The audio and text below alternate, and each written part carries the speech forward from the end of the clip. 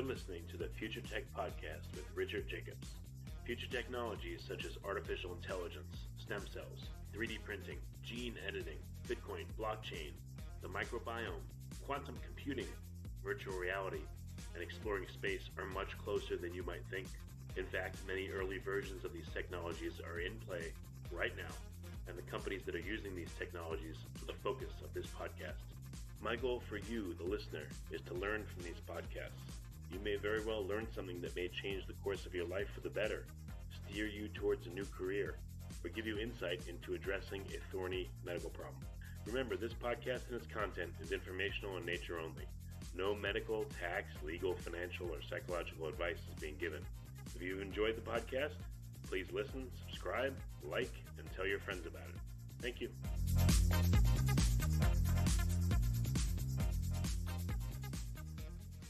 Hello, this is Richard Jacobs with the Future Tech and Future Tech Health podcast. I have Dr. Dyan Hess. She's the medical director of Gramercy Pediatrics. Dr. Hess, thanks for coming. I appreciate it. Oh, my pleasure. Thanks for having me. Yeah, I see in your bio, some of the accolades is in 2013, you were the top doctor ranked in New York Magazine, and you're the director of Gramercy Pediatrics.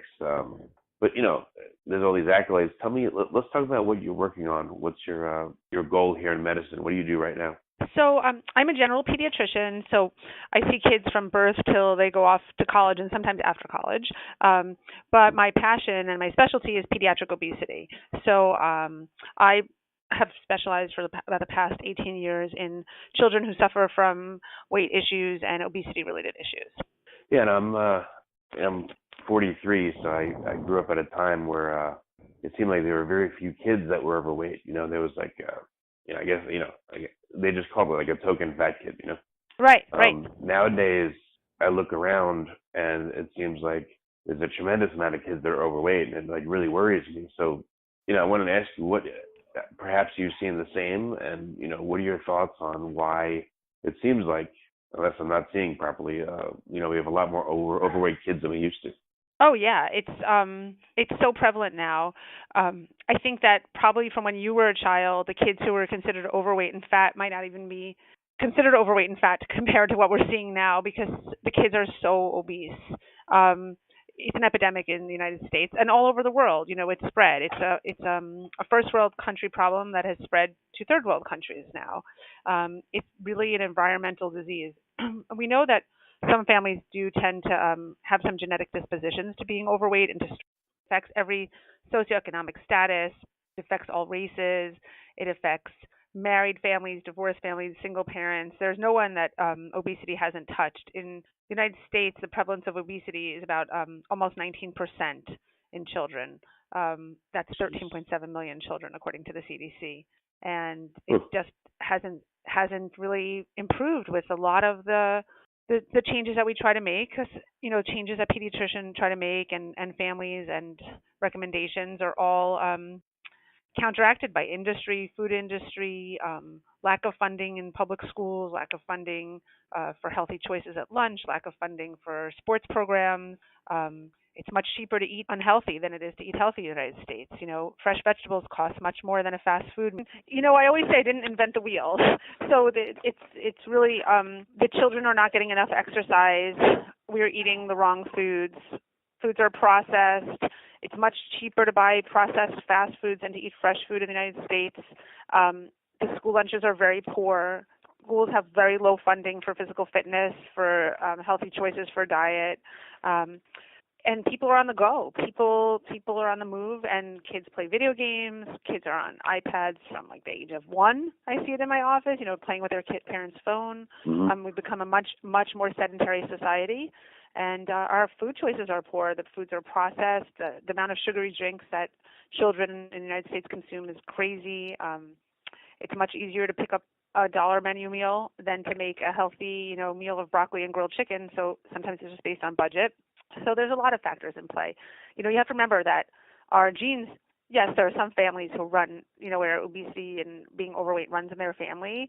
But on the whole, the genetics of the human population hasn't dramatically changed in the last 40 years. What has changed is our society. So we really have to take some responsibility for that. And, right. Parents, it's easy to blame, parents. Oh, his family's big boned.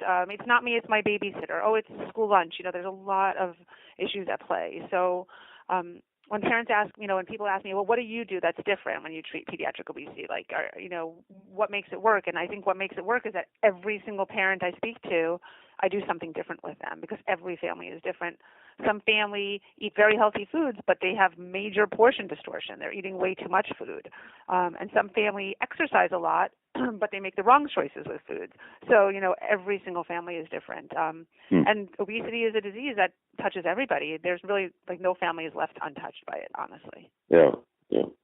What you said you have a passion to work in this area, and you work in it, for a number of years. What made you want to do it? So that's interesting.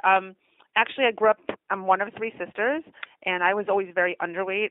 I was the one who was made fun of because they were skinny when I was little. I have a sister who looks at food and gains weight, and then I had a normal weight sister.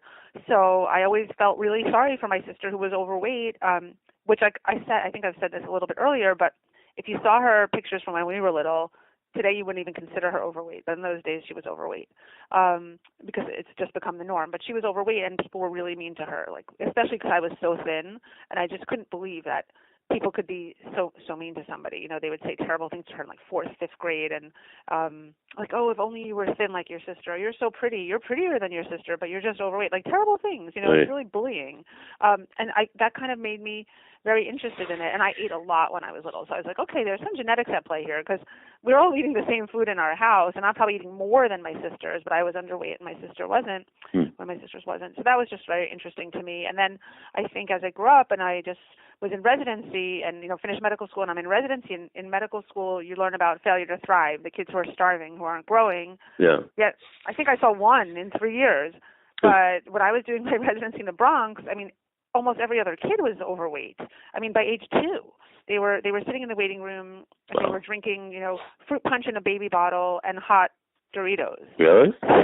Yeah. We had patients that had all rotten teeth because they weren't even getting milk or formula. They were getting just juice because it used to be given by WIC for free, so really? It was free. Yeah, and they would drink it. It would just rot their teeth. They would fall out of their mouth, literally.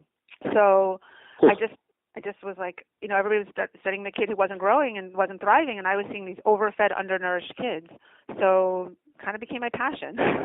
Yeah, well, I'm from New York too, and I remember growing up, I tell my kids this, I've always been heavy and gotten heavy over the years and stuff, and people, they do say terrible things, but it's kind of funny. They would even say, you fat bastard, but it was kind of a term of endearment. Right. But now it's not, and it's more prevalent. My family, my grandparents my grandmother on one side, they were immigrants. They were embarrassed that I was skinny. They liked the heavier grandchild. That was a sign that you had made it in America, right? Yeah. Mm-hmm. So what you said, you use different strategies for different families. Yeah. Are there any major threads or themes that you see? And then what do you tell families that fall into the major categories, not the unusual weird ones, but... Sure. I think sugary drinks. So sometimes families are like, oh, we don't drink soda in our family, but they'll be drinking lemonade and fruit punch. That's one thing. And then the other thing is oh, we play sports, but the kids have a sports drink at everyone, at every meet, a Gatorade or a vitamin water, which are just sugar water. That's a big thing. And then in teenagers, so sugary drinks overall are a huge problem in the United States. And then a lot of the socializing for the adolescents and the teenagers, they meet up and they get a Frappuccino or a Colada or something, like that. It's not alcohol, of course, but it's a drink, and those drinks sometimes have 500 to 600 calories. So or 1,000. Drinking. Yeah. Kids are drinking a lot of sugary drinks. So that's one big problem. And juice. Parents think juice, it's still a misnomer that juice is healthy. And, they always have a glass of juice at breakfast. And I'm like, cut out the juice and switch to fruit, because with the fruit you get the fiber. With the juice you just get the water and the sugar. So that's a big theme. School lunch is a huge problem. So school lunch is a problem both for rich and poor. So in the private schools where the kids have a buffet lunch or, a cafeteria style, some kids are taking, 3 and 4 portions. I have patients who come and be like, oh, I did have lunch at school today, Dr. Hess. I had a buttered roll, I had the pasta, and I had a potato. That's their lunch. Because, there's 7 and that's what they choose. And then you have kids who go to school, public school, and lunch is loaded with salt, not often healthy choices. And then sometimes if there are healthy choices, the kids said that like the vegetables are disgusting and they're overcooked and the salad bar is dirty, so they don't want to touch it if there is a salad bar, which is sometimes it sounds more like a condiment bar, like pickles and tomatoes and sliced onions. So a lot of reasons that half the lunch either goes in the garbage or what they eat, they just stick to like the tater tots, the hamburger, the chicken nuggets, Taco Tuesday kind of thing, and pizza. So that's a huge problem. And some of our kids get, like in New York, we get free public school lunch in most of the schools. Free public school breakfast.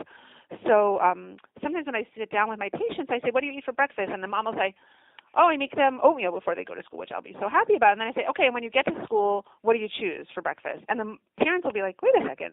They don't get breakfast at school. And I say, no, they do. A lot of them do. Not all of them. And then the kids say, oh, yeah, when I get to school, I take a muffin and juice.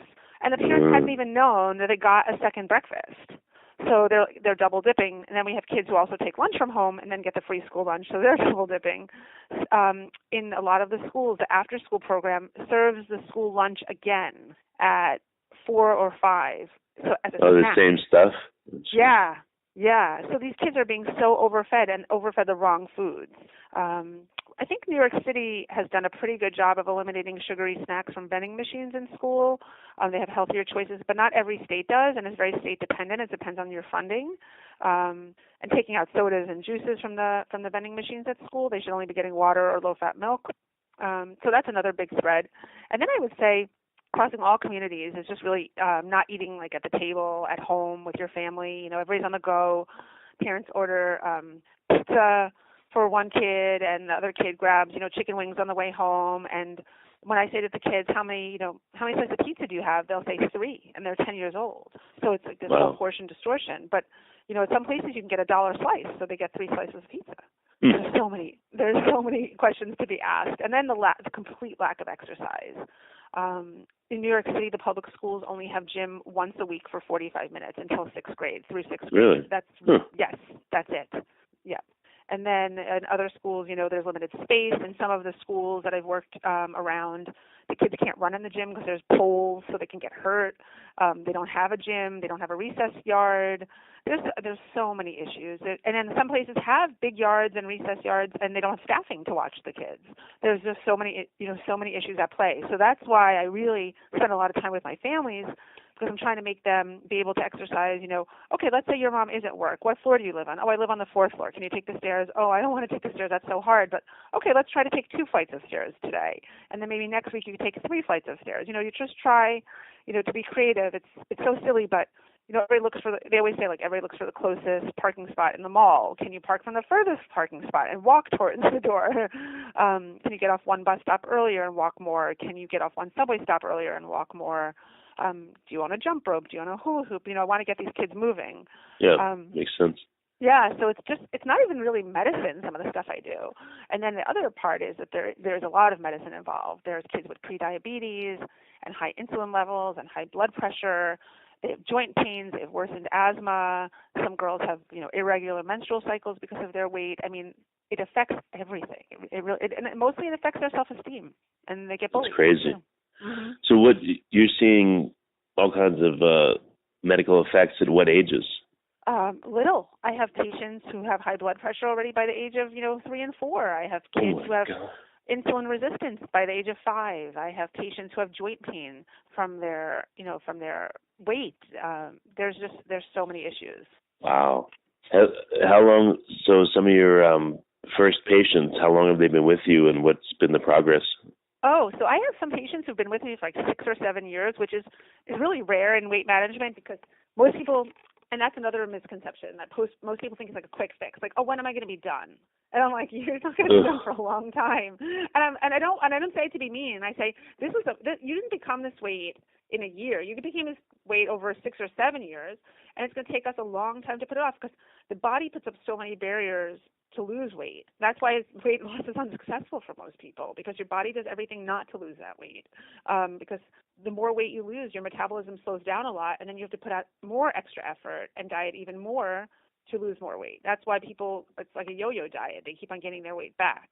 So with some families, I use medicine. I'm probably one of the few doctors who does, but I use a lot of I don't use a lot of medicine, but I use the same few medicines with many patients. I use metformin, which is a drug commonly used in diabetes, but it's also used in prediabetes.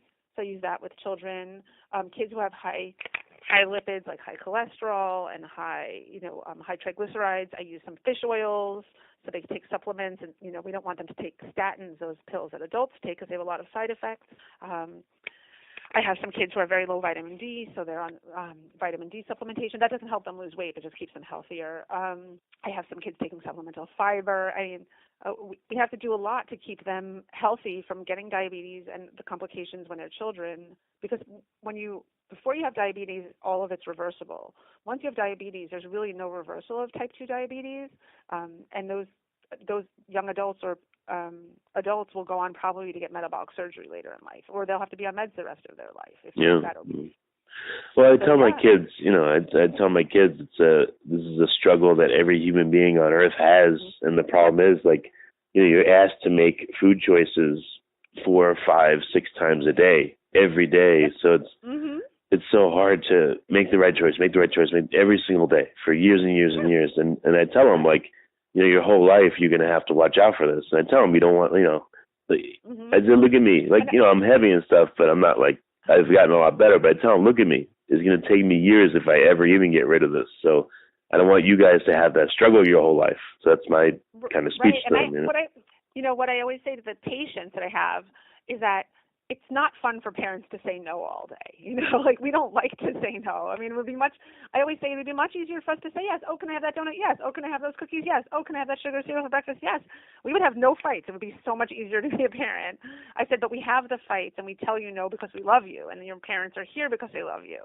And I think that's a big thing, because everybody feels bad for their kid, and it's like, oh, it's Halloween, and now it's going to be Thanksgiving, and now it was Thanksgiving, and now it's going to be Christmas, and what can we do? So, like, I give the parents a lot of tools of how to make the holidays, happy, and that your child does not feel deprived, because I'm never the doctor, unless the patient really has diabetes. I'm never the doctor that says you can never have something, because if you say that, nobody's going to come back to you, right? So it's about flexibility. But I'll say, okay, if you know that you're going to the Thanksgiving dinner or the Christmas that's coming up, and there's nothing healthy that you can eat, maybe your family can make, the dish that'll be relatively healthier. And then a lot of times I'll say, oh, I can't cook. And I say, can you cut fruit? You can make a fruit salad. Can you cut vegetables? You can make a regular salad. Can you, for the kids, can you make fruit kebabs? Like, put like a strawberry, blueberry, a marshmallow. So it's like something little, but it's sweet, but the kids will still like it. So I hear a lot of, I don't want to be judgmental, but you hear a lot of excuses in this field. Like, oh, I can't do this because I'm working. I can't do this because my knees hurt. I don't have a car to go to get that. So I've done all the research. I have made the parents lists and lists of things that they get that are affordable, and ways to get things delivered to your house that are affordable, and local resources. And that's what doctors really need to do in their community, is to, like, reach out to the resources, the Police Athletic League, the YMCA, the Farmers Market. Like, you need to know what will make your patients' lives easier, especially for kids. Yeah, because, I've been seeing this girl, she comes to see me from an hour away, and I kept on asking her about after schools, and the mom's like, there's no after school. And then one day she dropped her daughter early, and she said that she saw, a gym coach, and the kids have a road runner club in the morning. And she said, I had no idea, because I was looking for after school, but actually before school they have a running club. Okay. So, like, now she's going to enroll her daughter in it. But, like, that mom is a single mom. She's very busy. She doesn't really have time. So, like, left to her own accord, she really didn't, like, look at all the resources. Because if she just had called the school, they would have said, we have running in the morning. Right, and she didn't even know it's there, yeah. Yeah, she didn't even know it. So it's just about, like, pushing them and giving them encouragement. And, like, a lot of the patients I see and a lot of the kids I see have been to other doctors already for this before, and they're like, oh, you're the fourth doctor we've seen for obesity, and, we went to a nutritionist and they did nothing. And it's very hard what we do, because we send these families back to the same circumstances they came from before. So they have to have the buy-in, the readiness to change. Sometimes we see that the parents are ready to change, but the kids have no desire to change. They like eating junk, and they've learned these habits. So I have patients who only want to eat hot dogs and chicken nuggets, and they don't want to eat anything green or anything yellow. I have patients that didn't eat, I'm not exaggerating, I have many patients that have not eaten a fruit and vegetable in years. Wow, that's crazy. So it's so every family is different. That's what I'm saying, like, small steps. So if I can get, like, one patient to eat cauliflower, like, or cauliflower pizza crust that's white, that's my goal for the week. one new thing, very small steps. And then if they feel good that they took that step, then you have buy-in. If I tell them to make like 1,000 changes, like no more soda, no more juice, no more candy, no more white bread, no more, everything on the first visit, they're never coming back to see. Yeah, that makes sense. Mm-hmm. So what do the parents look like? Is, if you have overweight kids, do you always have overweight parents, or is it not necessarily correlated? No, not necessarily at all. Not at all. So yes, there are definitely families where weight gain runs in the family. And then, I had a couple the other day who were morbidly obese, and their daughter was obese. And the dad was really on board about like the weight loss and the changes, and the mother was very defensive, like extremely defensive. And anything I said, she kind of bit my head off, and you could just see that she suffered with her weight for so long. And I think she thought I was being judgmental. So the dad was almost like, we have to take it down a notch, like his wife, like, she's trying to help us. Right. But like obesity comes with so much stigma attached to it, and so many people have been hurt by being overweight in their lives that they put this on their children, right? And they don't even realize what they do. But you just need one parent or one adult to buy in, and sometimes it's even the grandparents, like because the mother and father are at work and the grandparents are cooking, and they might be from a culture where they eat rice with every meal, or they cook with lard, and food is love, and how can you have a skinny grandchild, So I'll say, can you bring back your grandpa because he's the one who does the cooking, or can you bring back your babysitter because she's the one who does the cooking? It's really almost psychology, not even just medicine. Well, it seems like, I don't know, it seems like you have a super tough job that I don't know how you... But it's rewarding. Well, that's what I was going to ask. So when does it work? What makes it work? And, how often does it work? Or how often do you just give up? Okay, I never give up. I will never give up on you if you come to my office because I take risks. So I use, in children that are adolescents, I use weight loss drugs, just like they use in adults. I use weight loss drugs, and I've used them safely and successfully in children. In my patients who really cannot lose weight with diet, exercise, and weight loss drugs, I have sent numerous patients for bariatric surgery, metabolic surgery as they're getting older, over 15 and over. And it's life-changing for them. It gives them their lives back. But what the key to success is parental buy-in. Because remember, the kids don't do the food shopping. The kids do not bring them to the doctor. So you really have to have a parent or guardian on board to make this work.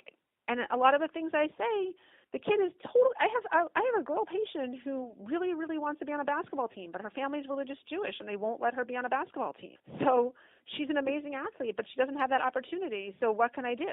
I can't change her home. She's going to have to wait till she turns 18 and find a basketball league to play in, because they will only let her play in an all-girl basketball league that starts after 5. Very hard to find. Right. So, and she's not allowed to play on Friday night. She's not allowed to play on Saturday.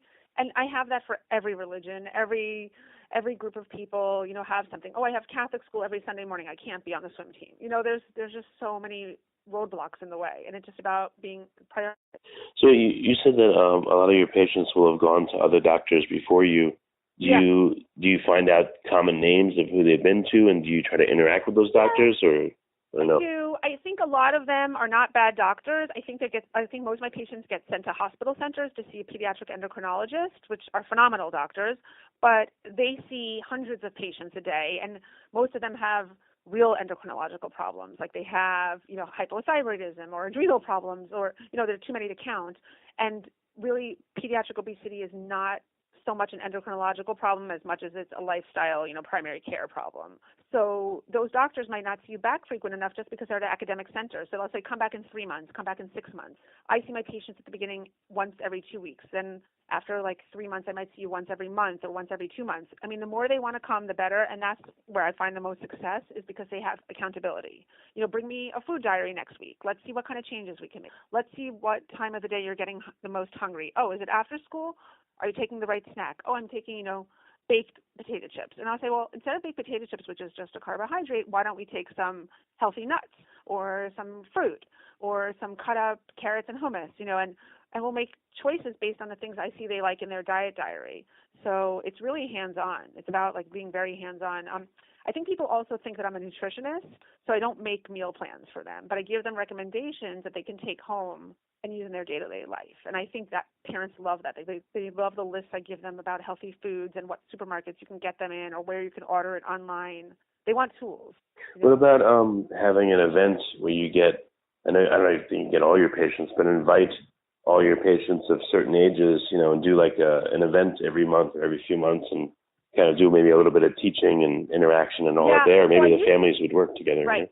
So I did that for a very long time. I ran the BFIT program in the Parksville YMCA, and that was something similar to that. Like the kids came once or twice a week, but the parents came, every other weekend or something. And we did a cooking event, and we made healthy smoothies or cut up mango salsa, and we taught them how to cook and where to buy it and how to do that. We've done field trips at the supermarket where we teach the kids how to read the labels, and then they have to run around the supermarket to find the bread with the most fiber or the orange juice with the calcium, like all different things, and those are really fun.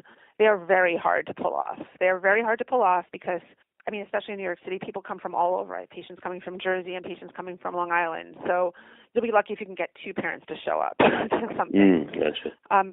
But it's true that when you have a family activity, and other states and other academic centers have done amazing studies when the families are involved. When the families are involved, you get a much better, robust response, for sure. Yeah, no, it makes sense. Like a health fair kind of a thing. So where do you go from here? You just keep, fighting in the mud pit, or what do you do? Well, we need to fight insurance companies to make coverage for obesity better, that it's not a cosmetic issue, that is a medical issue. So we need patients to be able to come to see people like me and get paid by insurance providers, because a lot of the insurance providers don't believe that what we do is medicine. We need to get coverage for registered dietitians and nutritionists, because most insurance plans for children, you're only allowed to see a nutritionist once you have diabetes, which is a little bit too late. The insurance companies will pay for lifelong diabetes medicine, hypertension medicine, arthritis medicine, but they don't believe in paying for weight loss drugs because they consider it cosmetic. So I do a lot of outreach, and I do a lot of lobbying in Congress, lobbying on the state level, contacting your congressmen, and I take risks, and I have parents who are willing to do that for their children's health, to use these drugs safely and monitor them. And I have patients who've lost tons of weight and have changed their whole life. I had a patient who used to go to my BFIT program, and the first day she didn't want to go in. She was 16, and she didn't want her mother to leave the Y even for a minute while she had to go into the class to exercise. And she went out, when she left for college, she was a dance major. So 2 years, it changed her life. Yeah, that's very cool. Yeah. Just briefly, you said that you'll actually end up prescribing metformin and other weight loss drugs to kids sometimes. Yes. Mm-hmm. Do you find that most doctors won't do that, and why? And why is it safe in a certain way and not safe in another way? So metformin is safe. It's just not common for, I think that most doctors are not trained. So now obesity medicine education is becoming part of the curriculum for residency, but up until now it really hadn't been, and that's part of the organization I belong to. I'm a director on the American Board of Obesity Medicine, and we train doctors now how to use medicine safely in weight loss. I'm on faculty at Cornell, and I get the Cornell has a fellowship for obesity in general, and I take those adult doctors. They come to my office and they learn how to treat pediatric obesity, and I learn from them about the adult drugs, and I go to courses and I educate myself, and I think about which drug would be a good match for my adolescent patients. But there have been many studies that metformin is a safe drug. It's just a mindset. Pediatricians, nurse practitioners, primary care doctors are overloaded with work. They have 10 to 15 minutes to see a patient for a well visit. They have to do your camp form, your school form, your allergy form, school issues, sleep issues, your cold and your asthma, and then they're left for like 20 seconds to ask you about your diet and exercise. So we need doctors like us to help them and take that load off of them so we can actually help them with their patients. So we need to get the referrals. We need doctors to know about the minute your patient starts to jump percentiles with weight gain, you need to refer them before it's too late. We need that kind of communication. Yeah. Well, I'm very thankful you do what you do, and it sounds like, unfortunately, there's a glut of business, if not a shortage. So. Right. There's a glut, but yet I don't get enough referrals. There's those patients out there, and we need them to know that there are board-certified, obesity medicine doctors willing to help. And just like you said, you've been suffering for it your whole life, and you might not ever lose your weight. I can put you in touch with the right people to help you lose your weight, because nobody should suffer from their weight their whole life. So, yeah, that's what I was going to ask you at the end. What are some resources for parents and people listening that, they have weight problems? Sure. What's some general recommendations? So you can go on to the I think it's the OAC. Let me see what it is. OAC. Hold on. The Obesity Action Coalition homepage.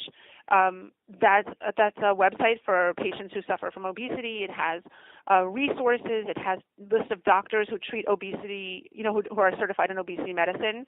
You can go to the American Board of Obesity Medicine website, and we have a directory for state by state with doctors who are board certified in diplomats in obesity medicine. You can contact your local hospital. There are many, many wellness programs. I mean, we've been a little too negative in our discussion today, but many employers are creating wellness programs because they realize how much obesity is costing them in the end. So it might not be that your United Healthcare has a program, but your local branch where you work might have something, or if you work in a big company like a corporation like IBM or GE, they might have a wellness program. So you should look for wellness programs. You should look for, most YMCAs now have they have funding for heart healthy programs. So there are programs around. You just have to look for them. It's not going to go find you. You have to go find it. But there are programs that exist. Yeah. Oh, very good. Well, Dr. Hess, I appreciate you coming. And then if people want to get in touch with you in your office, they should look for Gramercy Pediatrics. Yep, www.gramercypediatrics.com. Yep, and I'm in New York City. I have 2 locations. Okay, great. Yeah, I appreciate you coming. Thanks so much. Okay, thank you. Nice talking to you. Bye-bye.